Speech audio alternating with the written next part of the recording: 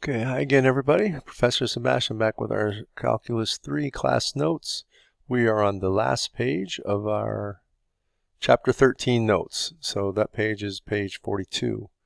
And in summary, what we've been talking about is we have the following vectors describing the motion of a particle in space in terms of the vectors u sub r, which is cosine theta in the I direction plus sine theta in the j direction, and u sub theta, which is minus sine theta in the I direction plus cosine theta in the j direction, where the path is expressed using the cylindrical coordinates now. Instead of x, y, and z, we're using the cylindrical coordinates, which are r, theta, and z.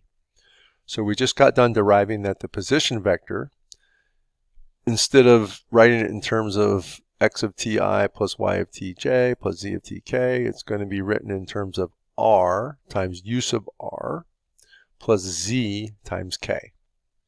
And then velocity is going to be written in terms of r dot u sub r plus r theta dot u sub theta plus z dot k. Remember, the dot just means the derivative with respect to t. And acceleration is r double dot, or the second derivative of r with respect to t, minus r theta dot squared times u sub r plus r theta double dot plus 2 r dot theta dot times u sub theta plus z double dot k. So the vectors u sub r, u sub theta, and k make a right-handed frame, as we discussed previously, and I showed you in the graph on the first page of these section 13.6 notes. So as an example, let's find the position, velocity, and acceleration vectors in terms of u sub r, u sub theta, and k, where r itself is a times 1 plus sine t. Now remember, r is a distance from the origin out to our point. Okay. Theta is 1 minus e to the minus t. That's the angle from the positive x-axis to the point, or the point shadow down in the xy plane, I would say, because z has a z component, is t times sine of t. So position. R, so looking up here, r, the position vector is that distance r times u sub r plus z times k. So we just plug those in. We have that distance r given to us as a times 1 plus sine t, so that goes right here, times u sub r, plus z, which is t sine of t times k. Now the velocity vector is r dot times u sub r. So when you're looking at this, that just means take the derivative of this. So that just becomes a cosine of t times u sub r. And then when I do this, I derived it. So it wouldn't come straight from taking the derivative of this. So yeah, because you have a u sub theta component. So the u sub theta component is r times theta dot. So your r is a times 1 plus sine t. And then theta dot, the derivative of this guy with respect to t will just be e to the minus t. So this is r times theta dot times u sub theta. And then we just take the derivative of the z component. In this case, that's a product rule here. So t times cosine t plus sine t times 1. And that goes right here. So that's your velocity component. Then your acceleration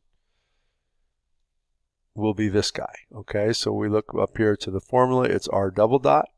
Okay, so we start with r, which is a times 1 plus sine t. I have to take the second derivative of that. So this was the first derivative. So the second derivative is minus a sine t.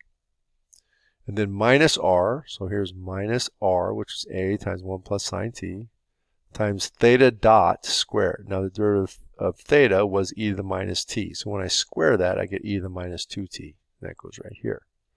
So that's all what's multiplied times the unit vector u sub r now.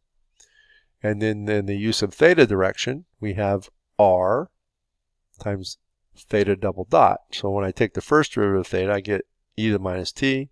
Take the second derivative, I get minus e to the minus t. So that's right here. And then plus 2, so here's your 2, times r dot. The first derivative of r with respect to t is just going to be a cosine t, times theta dot, which is e to the minus t. Derivative of theta with respect to t, and that's in the u sub theta direction. And then we just take the second derivative of z. So here was the first derivative.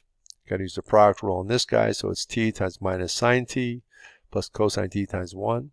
So that's minus sine t, and then there's a plus cosine t, but then you take the derivative of this sine t, you get another cosine t, so we have plus 2 cosine t. So it's just mechanical once you have the formulas. So I derived the formulas for you. You will not have to derive them. Just understand how to do the mechanics of finding the velocity and the acceleration if I know the position vector.